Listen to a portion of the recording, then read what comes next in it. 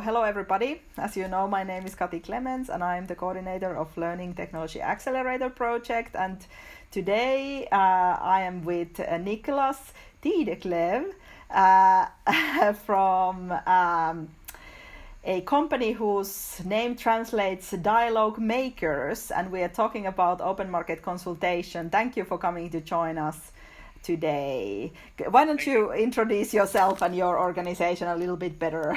So I'm from a fairly newly started company. We've been around for a year almost, and we're trying to make a better match between the needs and the solutions that are provided by companies. And how are we going to do that? We need dialogue, of course. So and also how we can take the input from these dialogues and conduct business together through public procurement, through PPI, for example. So we help coordinate and facilitate these types of dialogues, but also helping in the processes, either from the private side or from the public side. So we can have both parties. And our focus is how can we meet societal challenges, welfare challenges, and how can we stress the importance in making societal change through public procurement, and the dialogue is a very important aspect in this.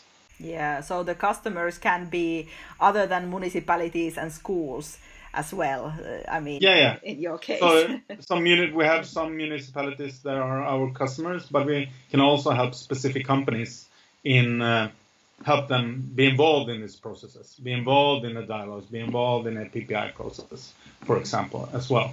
And my background is from the National Public Procurement Agency in Sweden and the Swedish Competition Authority, and have been working with procurement for a very long time and developing guidelines and supported specific innovation procurement projects, both on a national level and on an international EU level as well. So I've been working with these questions for a long time in Sweden, and it's never ending. The importance and the specific factor in working with open market consultation is always there, and we need to develop it. We need to work together in a better way always. So I see this is an area and where both public organizations and private companies are more interested in.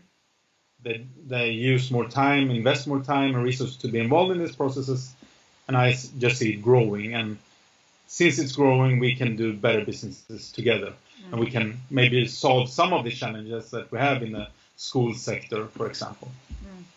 So as you have some broader knowledge, can you explain what is the difference between open market consultation in general and open market consultation in a PPI situation or PPI project? It's not that many differences, actually. It's more of how the market, how are the markets coordinated? What are the supply market? How complex is it? In certain areas, if we are conducting a PPI, there perhaps aren't any market, or there are embryos, or there is a developing market. Then the need for an open market consultation is the need for it is bigger than if we're conducting in general in a traditional market where we have lots of suppliers, or there's been a market that hasn't been changed for a very long time. So the need for it is bigger, but also how we are conducting our marketing consultations can be different as well, because we need to probably work in a more early stages of our PPI process. Maybe we need to work together with suppliers relating to our needs or our challenges that we want to solve with this PPI.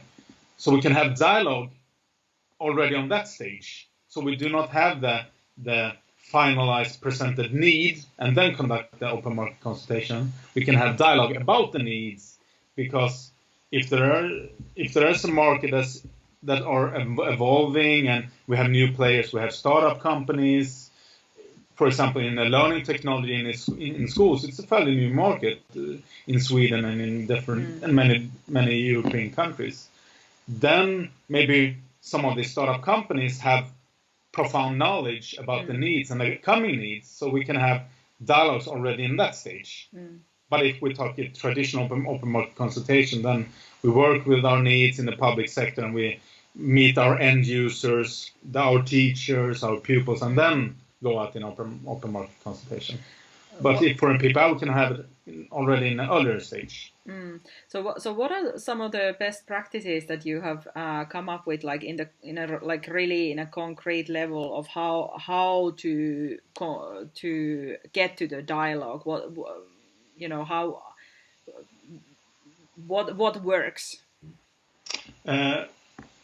The one factor that I stress, that I've been working a bit with together with municipalities, is different types of physical meetings where we have different types of workshops and workshop methods.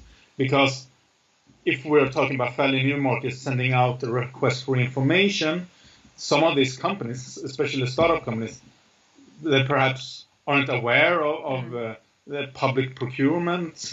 They probably aren't aware of that there's a European database where we can put out prior information notice. But can we meet these startup companies where they are, maybe in different events taking place or in different areas, or science parks where in Sweden we have a lot of science park incubators where these types of companies are based.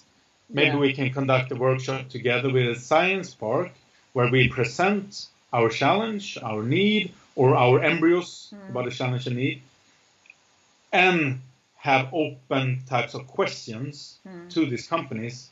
How do you, as a company, see about the market? What do you see are involving? What are the coming methods? What are the coming technologies? What are the upcoming needs and challenges that we need to solve? And how are these related to our end users? If we have those types of questions, then they don't have to reveal their specific solution, but we can have an open dialogue about these types of challenges.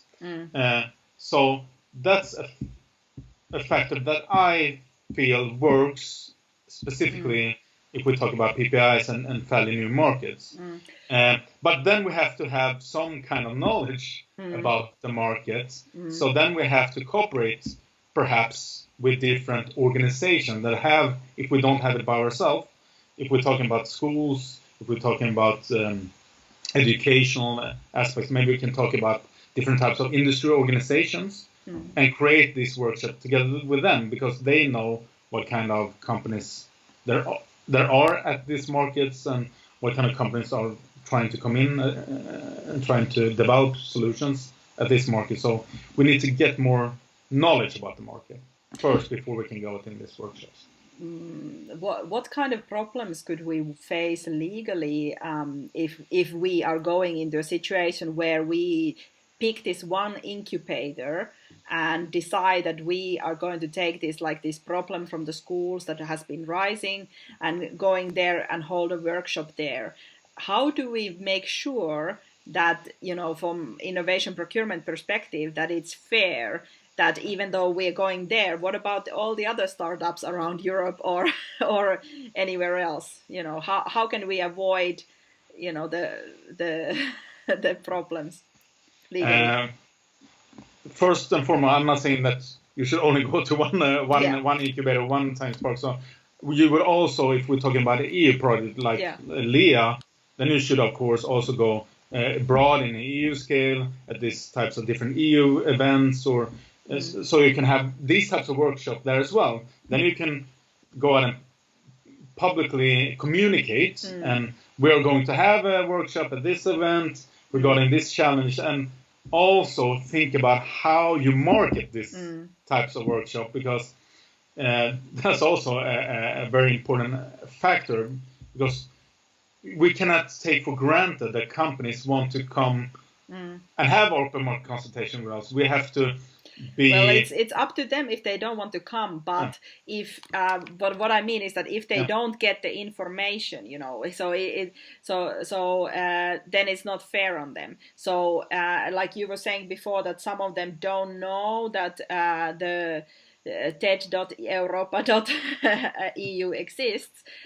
So is it fair? Like, are we covered if we publish the prior information notice? Is that like we are basically covered, and then we can market the best we can, but we no one's going to say to us later on that we didn't hear about this was unfair on us, or are we legally covered after that? I would say so, definitely, because and I have a very pragmatic approach to this. The open market consultation is the purpose of it is that the public organizations should get enough information to go out and put out a tender through TED, TED.europa.eu, but also to what is the state of the art at this market.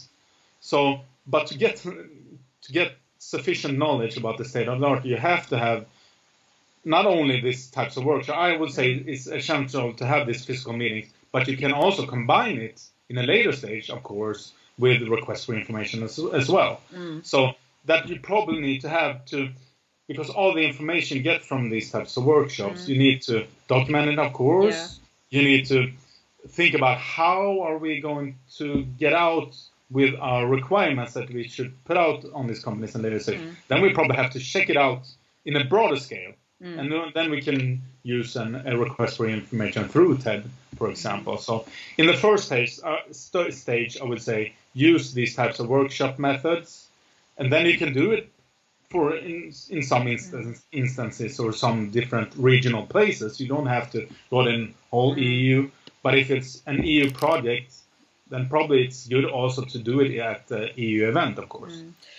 Yeah, I think that the challenges nowadays is to get the suppliers actually to come, to show up into this kind of, because I'm sure that they are weighing on, is it going to happen that we then get a contract, or is it going to happen that we can then get money, because they are going to have to, devote their time and go through this dialogue, and how to get them really interested. So our experience is that, okay, maybe we get startups, or we get those companies that are looking for, let's say, some funding, but you don't necessarily get those companies that are further in the innovation, or if they are further developed services and products that they are doing. So do you have some ideas on that? Yeah, and that's what I begin with, but I didn't mention it. It's how do we make it attractive enough for companies to come? How much can we supply them with information about our prerequisites, about our needs, and how can we present them with what are we going to try to buy in later stage? How can we present them with different scale-up opportunities, at least so they have some kind of insight what could happen next? Yeah. We cannot say you will get the business in them, but can we present them with these are the possibilities? It's not granted that you will receive those, but if you come to this workshop and you provide us with information, it is more likely that we could that we get more information about the market and how you see it that might be beneficial for you. We cannot put out requirements that will direct it towards you, but if you get those information, maybe the coming procurement will steer in a direction that will probably be beneficial for you. That was one aspect I was thinking of. The other aspect, when I was involved in conducting open market consultations with different municipalities, we asked the companies that were there in these types of workshop settings. So we had, in one workshop, we had like 30 companies, and we asked them, how did you feel about these types of methods, sitting together with all your competitors and give answers to our questions? And would you do it again? So we had some types of evaluating questions, and 8 of 10 of these companies said this was great. I would definitely come to more of these types of settings and provide info. So it was beneficial to put down and invest in resources for me to go there and give insights to the public organization. And the 2 of 10 companies that said, we don't know yet because we don't know if we get the deal in the end. Yeah. So they were fairly positive, but we will see. It depends on if we get the deal in the end. So were they very worried about their IPR and like the kind of like trade secrets or giving those out? Not at all, actually, because the questions in this stage. So because this workshop methods we will probably do in an early stage where we can have open questions to get more insights about the market. So we can have more of open questions where they can present their views on the market today and the development of the market and how their solutions can contribute. Since the questions are fairly open and they can also give insights and tips to the public organization, they do not really reveal their solutions in this stage. Yeah. Then we can combine that with requests for information in the next stage to get a more broad view of the market. So the insight that we get from these workshops, we can use and put more detailed questions in a request for information. And then they can come with more detailed information to the public organization. And then we perhaps also can have specific meetings with separate companies if we want, and get even more detailed questions. That isn't, in my view, is a conflict towards the principle of fairness, principle of equality. It depends on what we do with this information. If we write requirements that we using information that we just get from one supplier, then it's a problem. Yeah. But if it's more of how can we gather information to get a broad view of the market, then we can also have specific needs, in my view. Yeah. Oh, yes. Okay. I had in the list of my questions was that what would you like to say for companies? LEA also has in our network some company representatives and so on. So how could they utilize open market consultation? Is it that is this a kind of way to lure in, like we've been discussing today, like lure in their own ideas into the call for tender, or what are the benefits as you see? When I meet companies, I always recommend them to be involved in different types of dialogue, different types of market consultation, because it's not for the reason that they will lure in the public organization, but more give their view about the market and how this works and what works for them as maybe a startup company, and that should probably be the same for other startup companies as well. So if they can give enough insight to the public organization, then that upcoming procurement will probably be beneficial for them, but also for their competitors. So if they can give enough insight, then it probably will, the coming procurement will be beneficial for them and make it easier for them to submit the tender. So as much information they can give, it will probably be beneficial. For example, if a startup company say, okay, you cannot come up with certain types of requirements regarding economic status or reference or earlier missions, etc., because then we cannot compete and our competitors probably cannot compete. So think about that.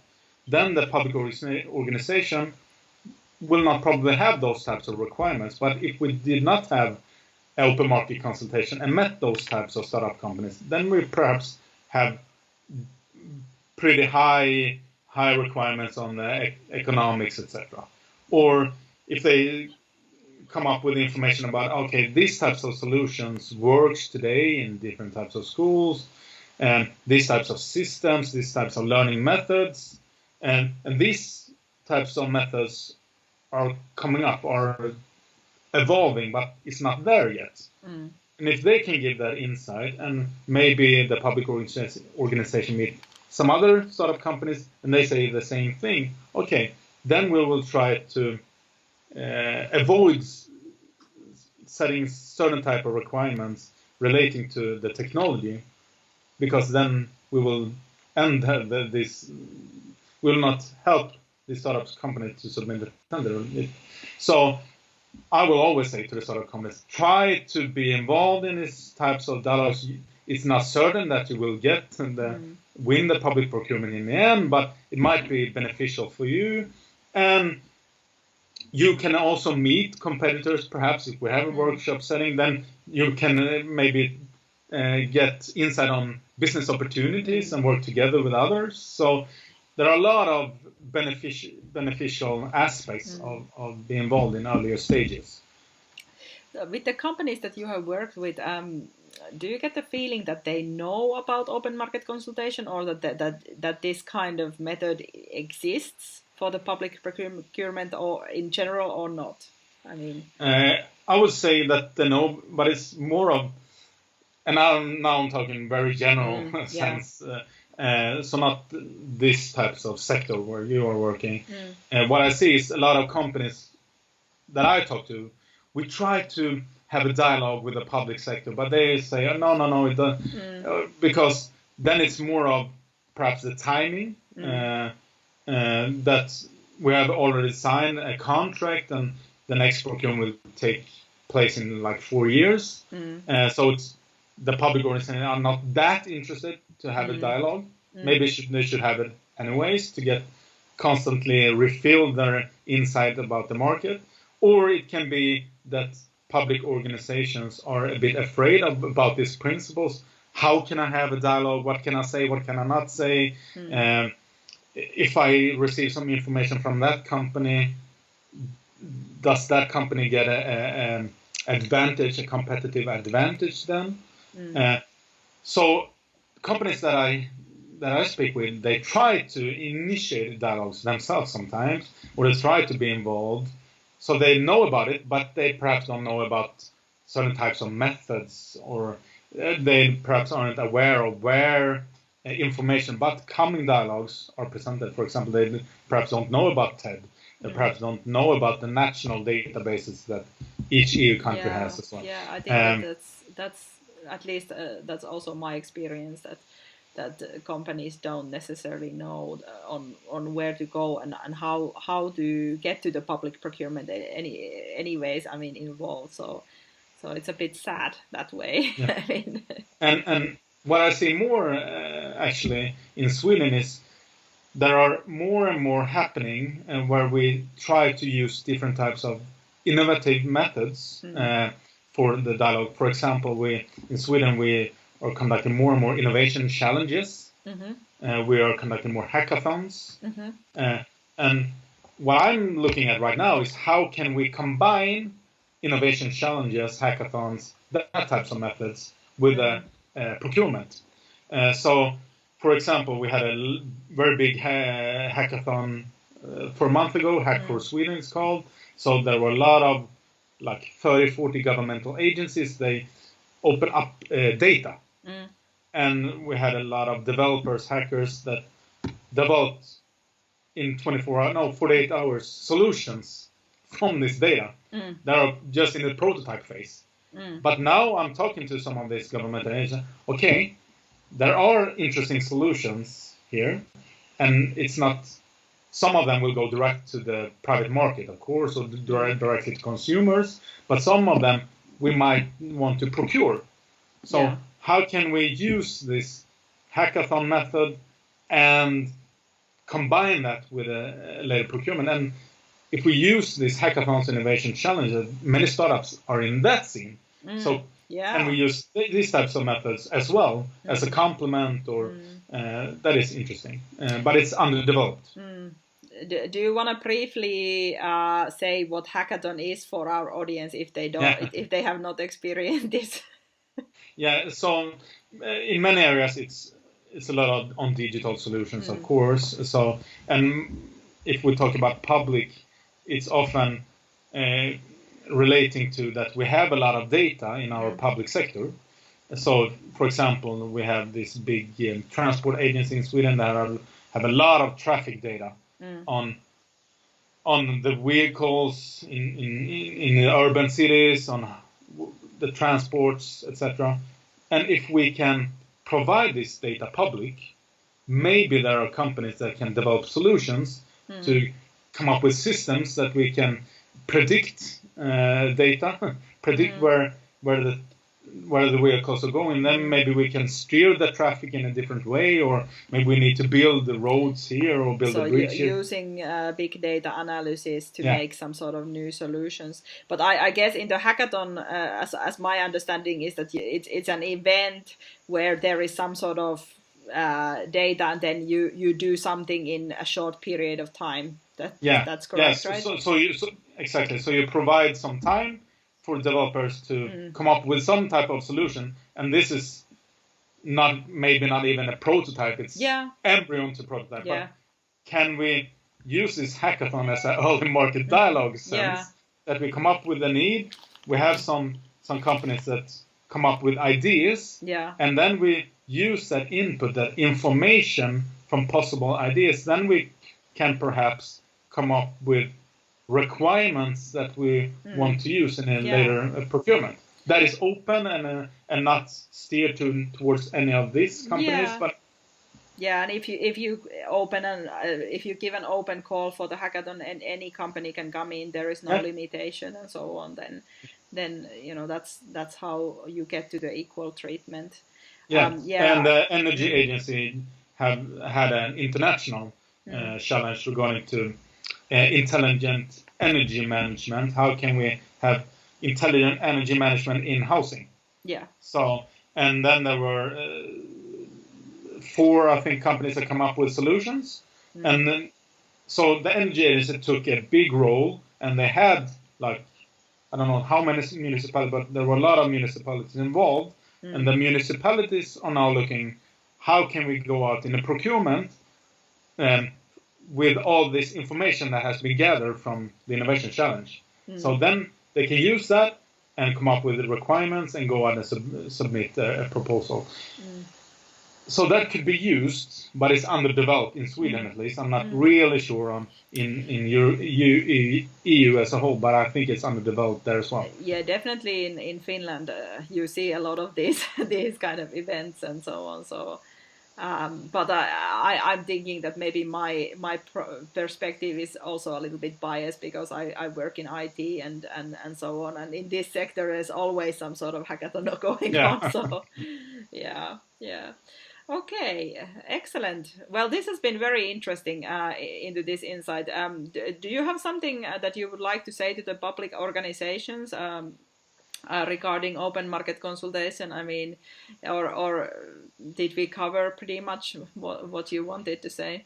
The first thing to the public organization is one size does not fit all, or one method does not fit all. We need to get enough insight about how the market looks today and the involvement of the market, and the complexity of the market, the complexity of what we're trying to buy, what we need to buy, the scale of opportunity. There are a lot of factors involved relating to what kind of open market consultation method we would like to use.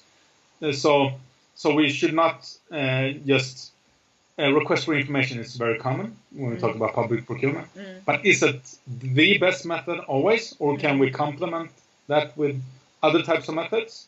So that we need to think about. We also need to think about our attraction relating to the suppliers. Do they want to make business with us? If then, are we an attractive customer? If not, can we bundle demand? Can we go together with a lot of schools, a lot of municipalities to show the scale of opportunities? Because we cannot take for granted that everyone wants to do business with us.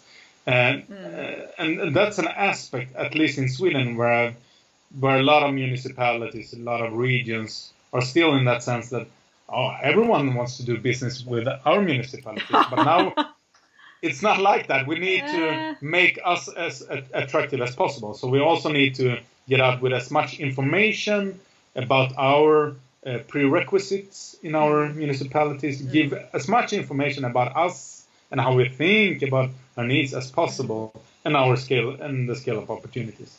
So that's our some, and how we communicate as well. How it's not enough, I think, to have a prior information notice intent. How can we meet companies on their areas, on where they are? Can we go to these types of events where they probably will be, or can we go regional, locally, and meet some companies as well? So maybe if we sum up, so one, make the prior information notice. 2, go to the companies where they are and hold workshops in there. And 3, you can also do a request for information based on what you have found out in the workshop. So ideally, maybe this is your best practice. Or you can. Very, very good summary.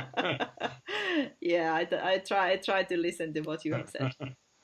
Yeah. I think it's a good set. I think that it's not so complicated at the end of the day.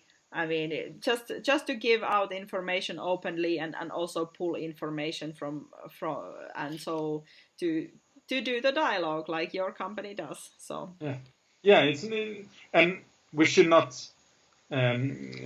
Sometimes I feel like we talk about this open market consultation that it's more difficult than it really is. Yeah, it's no rocket science. It's essentially common sense. If I would like to do business in a private setting, I will also try to meet, and there's a fairly new market, I will try to meet as many companies as possible and have these types of dialogues. And so just think about what you do with all this information when you're going out on TED, and not steer the public procurement to a specific supplier, of course. Yeah, I think that in some cases maybe the challenge for the public organization as well as for any customer is that they don't exactly know what they want, that they don't know what can they have. So they are kind of like they go as kind of like blank ideas. So they don't have a problem that they want to solve, and they go to some industry event and see some solutions, and then they start to think like, maybe I need that or so, and that can go wrong because of the fact that if they haven't like explored themselves from the perspective of, okay, what is actually my problem, what do I need to solve, and they not to buy things just for the sake of the fact that we want the next. We want some sort of goggles or some sort of fancy technology because of the fact that we want to show off for the other school or something like this, or like that we have to keep up with the digitalization and so on.